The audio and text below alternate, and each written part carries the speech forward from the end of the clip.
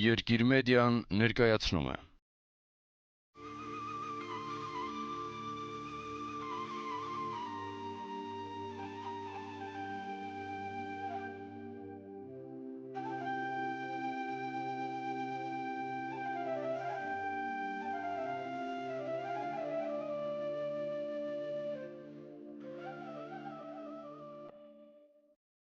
Ես ծնվել եմ Լոռի 1935-ին։ Այդ և հետագա 20 անգամ 30 տարիների գյուղը մեր և հների միջև շատ ավելի Թումանյանի, Տոլստոյի, Քսենոփոնի ժամանակներին էր մոտ, քան մեր այսօրվան։ Մաճ եմ բռնել, խոտ հնձել, կովծնեցրել, պատված դրել։ Հրանտ Մաթևոսյան։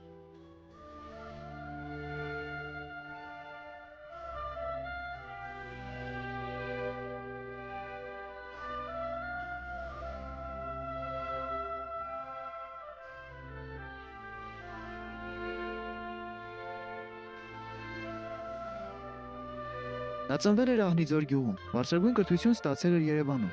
այնուհետև ուսումը շարունակել Մոսկվայում։ Նրա Ահնիձոր ակնարկը ժամանակին մեծ աղմուկ բարձրացրեց։ Երիտասարդ արձակագիրը հանդգնել էր խորհրդային կոչվող իրականության ճշմարիտ պատկերը մարմնավորել։ Ամսագրի համապատասխան համարը արգելվեց, իսկ խմբագիրը պատժվեց։ Մաթևոսյանը երկար ժամանակ չէր տպագրվում, սակայն հավատարմությունը կյանքի ճշմարտությանը դառնալու էր նրա հավատամքը։ Ինձ թվում է, որ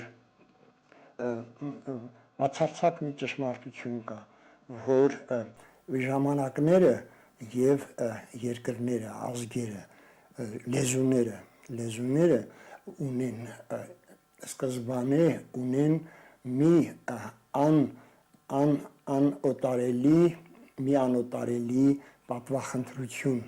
որ իրենք ամուլ չմնան, որ իրենք իրենց պսակեն կուլտուրայով, մշակույթով։ Լեզուն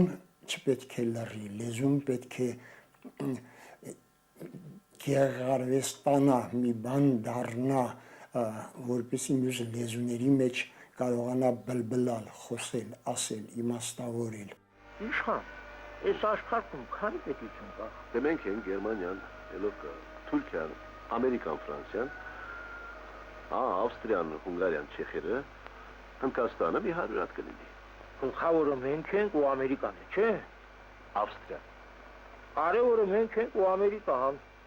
Ավստրիան մանր երկիր է, մանրերի գործը հեշտ է։ Մեղքս մեզ է գալիս, մեկ էլ Ամերիկային։ Մանրերը արանքում գլուխ են պահում։ Մենք մեզ համար ստեղ ոչխար ենք պահում, են խես Քենեդին ինչի սպանեցին։ Ցավդ կտրել է։ Եթե Չարենցը, եթե Սարյանը, եթե մեր մյուս արժանավոր անունները ելել են թումանյանական ժամանակների ընդերքից, ուրեմն նաև եկող ժամանակներում մեր ժամանակների, իմ ժամանակի ընդերքից նույնպես կբարձրանան մարդիկ, ովքեր եւ կողմնակի վկայությունը կլինեն իմ ժամանակի եւ նաեւ իրենց ժամանակի պսակը կլինի։ Հրանտ Մաթևոսյանը ուներ գրողի իր դավանանքը։ Ուզում էր նոր մի հովիտ փռել եւ այն բնակեցնել նոր մարդկանցով ու կենդանիներով։ Այդ ամենը կարծես թե նրան հաջողվում էր։ Ծմակուտ մի գյուղում մի երկու բնակիչ ու կենդանի արդեն ուներ։ Ասում էր. շատերն իմ հիշողության գյուղից են գալիս։ Երբեմն էլ կարողանում եմ զուտ ինձնից ստեղծել եւ այդ ամենը վերաբնակեցման տպավորություն է թողնում։ Ինչ արևային շունչ էր, ինչ գեներալ շունչ էր, իմ մանավանդ իմ սերունդի համար 20 տարեկաններից համար դա ինչ գեներալ շունչ էր, որ ուղղակի կարծես այլ ազգ էր առաջանում, կարծես մենք մեր ծնողների հետ, մեր ծնողների ժամանակի հետ բացարձակապես կապի մեջ չէինք, այլ շնչի ժողովուրդ էինք եւ իհարկե արգասավոր եղավ երկրի ժողովրդի եւ իշխանությունների ջանքը, փսակվեց փրկարար կարելի ասել, փրկարար կուլտուրայով փսակվեց, փրկվեց ուղղակի ինքը իր պատիվը, իր բանը, իր պատիվը, իր անեծքը կարծես բռնության անեծքը իր վրայից կարծես կարողացավ հեռացնել եւ առաջացավ մի բան, որ նույնպես աշխարհը ողջունեց, ընդունեց։ Շատ կուզենայի, որ իմ հովիտը մեծ ու արևոտ լիներ։ Կուզենայի, որ նրա բնակիչները միայն լավ մարդիկ լինեին, եւ վատերի համար իմ հովտում տեղ չլիներ։ Որ իմ մարդկանց կյանքը ծաղկեր լավ ժամանակներում, եւ պատերազմն ու թշնամանքը իմ հովիտ խուժելու միջոց չունենային։ Բայց ստիպված եմ լինել իմ ժամանակի տարեգիրը։ Հենրիկ Մարյան սքանչելի մարդկար անում, սքանչելի մարդկար, թվում է թե այդ խոշոր դեմքը չէ, բայց այնուամենայնիվ կարողացավ իրեն պարտադրել։ Գեղեցիկ մի աշխարհ ստեղծեց եռանկյունի, նաև մենք ենք մեր սարերը։ Զարոյան եղբայրներն եմ հիշելու, հետո Ֆրունզե Դովլաթյանի ուրիշ ֆիլմերը, ուրիշ անուն կար, հա, այո, կարծես թե։ Գիտեի, որ եզակիորեն գեղեցիկ ժամանակ է տրամադրված հայ կինոյին, փոքր ազգի կինոյին, որտեղ, ասենք թե, նորվեգները երբ կինո մինիստրություն չունեն եւ կինոյի համար այդքան հնարավորություններ ու միջոցներ չեն նետում, իսկ այստեղ նետվում է եւ այստեղ կինոն, որ դառնալու է մեր ազգի արտաքին քաղաքականությունը, ներքին քաղաքականությունը, ես ինչ գիտեմ, ազգը աշխարհին ներկայացնող, ազգությունը, հանրապետությունը աշխարհին ներկայացնող մեր եզակի հնարավորությունը, մեր բանակը, մեր ամեն ինչը դա էր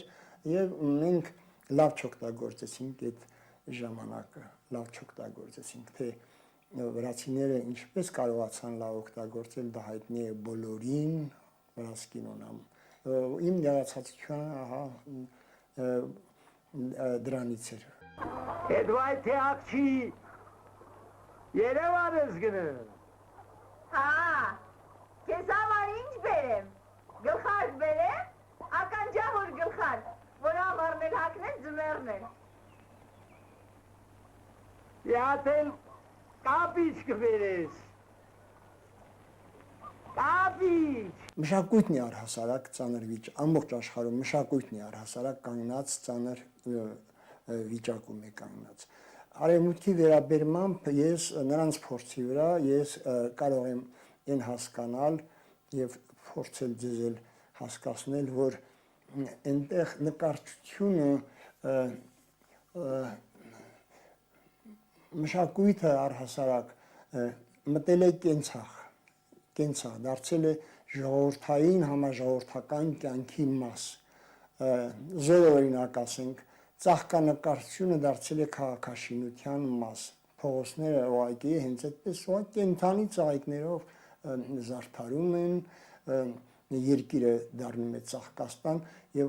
այլևս հազիվ թե ծաղիկը դարձյալ վերադառնա շրջանակի մեջ ու պատերից կախվի։ Այդպես նաեւ երաժշտությունն է այդպես կարծես թե իր դասական ֆորմերից զրկվել ու դարձել է մարդկային կեցության ատրիբուտի օրերից մեկը, հարկ չկա կարծես թե անպայման սրահները գնալ, որպեսզի իրենց Բեթհովենին, իրենց Բախին, եկեղեցի գնալ, որ իրենց Բախին լսեն եւ հա դարձել է դարձյալ մարդկային օրվա մի բաղադրիչը եւ այդպես նաեւ գիրքը հաստորեն գրքից նրանք խլել են այդ գրքի այդ սքանչելի հնարավորությունները, չնայած իրենք ներգործուն զորությամբ երբեք հավասարներ չեն, գիրքը այլ բան է, գիրքը այլ մեծ բան է, մյուսները մեծ, բայց նրանք իրենց գրքից իրենց այդ գրքի հետ զորությունը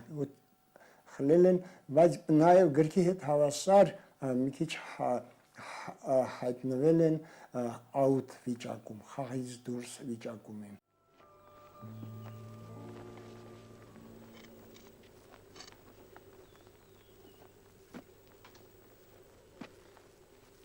Վրան կողմեք կար։ Կողմեք է տեսը տևեք։ Չուզեցանք քունդ խանգարել։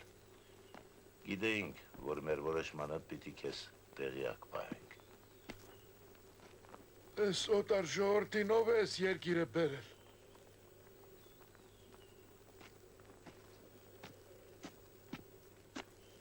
Ես եզով է։ Դու։ Ես ուսերին ես մեծացել։ Չգիտեինք, որ ուրիշի դռան շուն ենք մեծացնում։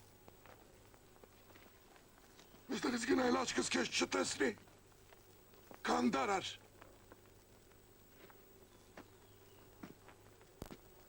Եզը չենք, ցուլ ենք, բուղա։ Ձեր նախիրը լավ իմացեք։ Ծացի չիր։ Ոնց բարձրացել ես այնպես էլի չիր։ Մեռած ենք, բայց այնքան էլ մեռած չենք։ Ախր որոշում կա, օրենքով է։ Այս երկրում առանց համապատասխան իրավունքի։ Գիտես, որ կուտեսքը մեզ խելագար է դարձնում, ամեն անգամ գալիս տնկվում ես։ Էդ արդեն խոսք չունես։ Ես էլ քո երկրացին է ու քեզնից սերված։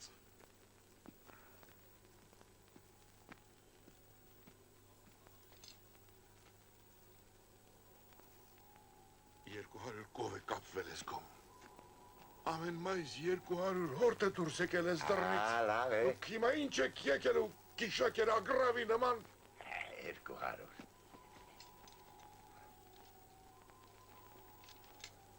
$220,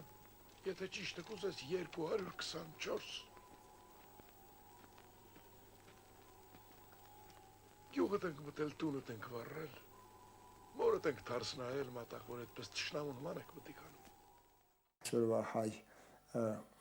հանդիսականը, հայ մարդը այն օրերում, այն հիանալի օրերում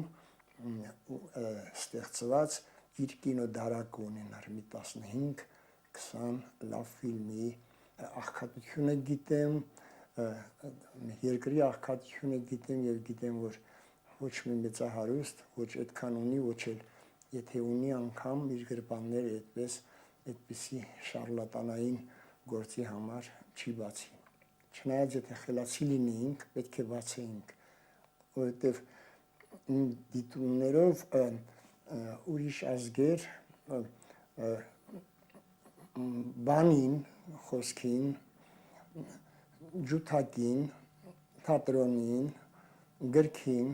շատ ավելի մեծ նշանակություն են տալիս, քան զորքին, որովհետև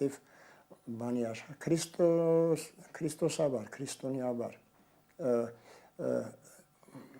կայսրին տալով, նյութականը կայսրին թողնելով, բանավորը բանինը վերցնելով իրենց։ Իսկ բանավորը երբ վերցնում ես, արդեն կայսրի ձեռքին մնում է միայն փուչ մարմինը, ոգին լքած մարմինը, այսինքն բանը վերցնել նշանակում է ամբողջը վերցնել։ Հարկ է, որ մենք կարողանանք բանին այդ ուշադրությունը դարձնել։ Խեղճ Թումանյանը ինչ տառապանք, ինչ կռիվ, ինչքան ուղղակի երկար մակարում է ունեցել, որ հայ գիրը քաղաքացիություն ստանա Հայաստանում, հայ մարդու ընտանիք մտնի։ Այդպես էլ է, այս մակարման անհրաժեշտության առջև դեռ այսօր մենք կանգնած ենք, որ յուրաքանչյուրի գիտակցություն, Մանթաշովի գիտակցություն մտցնենք, այն որ շատ կարևորը կինոն է,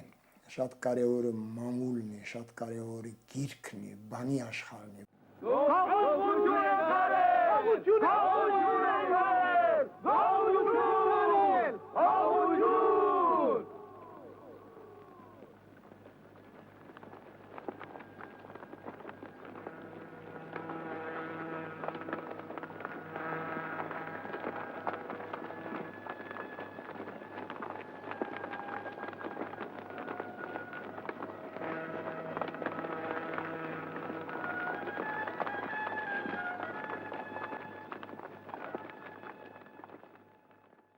Ափսոս ավաղը միայն մերը չի, եւ չգիտեմ էլ ավաղի հարց կա, թե ավաղի հարց չկա, ավաղը միայն մերը չի եւ երբեւե ակնկալել, թե երբեւե գրողը, գիրքը, կինոն երբեւե վերադառնալու են իրենց Էյզենշտեյնյան ժամանակների առաջապահի դիրքերին զուր սպասումներին երբեք դա չի լինելու եւ դրա վկան եք դուք այսօր մենք բոլորս այսօր թե ինչ վիթխարի ճիքով միջոցների ինչ միլիոնների եւ միլիարդների ներդրումով են ուզում ջանում նկատելի մի բան դարձնել իրենց գործը ենթադրում են որ փաստավավերագրությունը գոնե առաջի շրջանում առաջի վավերագրությունը առաջի շրջանում առաջանցիկ դեր կունենա ինչպես որ գրականության մեջ ամերիկյան գրականության մեջ եղավ վիետնամական իրենց պատերազմից հետո ամերիկյան գրականության մեջ ձևավորվեց նոր ժուրնալիզմ անունով գրական հոսանքը այնտեղ մի դեմքել հայազգին մենք ունենք Մայքլ Կրտսեր Արլենը Նորման Մեյլերը եղավ դրանց առաջատարներից եւ ուրիշներ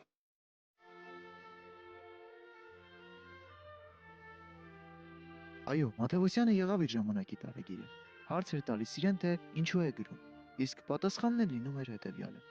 Ճշմարտությանը մոտ էր լինելու, եթե ասեի, չգիտեմ ինչու եմ գրում։ Աստծու որևէ արարած, եթե կարողանա ասել, թե ինքն ինչու է ծաղիկ, գալ մարդ ձի կամ նկար, այդպես էլ գրողը կասի, թե ինքն ինչու է գրում։ Ես իմ մասին միայն գիտեմ, որ այսինչ տարիքի հայ եմ, գրում եմ։ Իմ խոսքը երբեմն ինձ գոհացնում է։ Ահա Իրենց անցյալն ու ապագան նրանք ծրագրում են, այնինչ մեր վարքը օտար ձիու պես մեր տակից փախչում է։ Ուզում եմ ճշմարիտ վերծանողը լինել նրանց ճակատագրի, ովքեր անհատականություն են,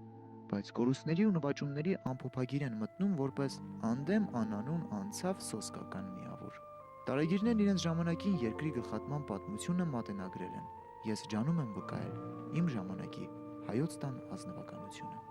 Պարուս Սևակի շատ դիպուկ գնահատականը կա Թեյնիկն է երգում ինչ որ եղանակ որ Բեթհովենին պատիվ կբերեր ձմռան եղյամած պատուհաններին մի Ռեմբրանտյան փորագիր նկար Շեքսպիրին է կյանքը ձեռառնում իր ողբերգական դրամաներով իսկ մենք ես ու դու արվեստ ենք խաղում եւ մի այնպիսի համոզվածությամբ որ Սերվանտեսի հերոսն էլ չուներ իրականությունը արդեն դեռ այն ժամանակ բարուրներ նկատում իրականությունը այդ մեծ արվեստն է եւ մեր թույլ գրիչների մեր կարճատեսի մեր հայացքների մեր թույլ վրցինները մեր կարճատեսի մեր հայացքը չեն կարողանում ընդգրկել այն ողբերգականը խորը մեծը համաշխարհայինը խորքայինը կոսմիկականը որ իրականությունը կա իրականությունը մեր մշակույթից մեր կուլտուրայից խուսափում է այս մեր թուլության պատճառով մեր թևերը չեն կարողանում ընդգրկել կյանքը իր ամբողջությամբ իր խորությամբ իր ընթացքի արագությամբ իր հեղափոխականությամբ դա իհարկե անպայման կպատժի մեզ եւ կկործանվի բոլոր խեղճ կրակ փորձերը որոնք մշակույթ են ձևացնում բայց մշակույթ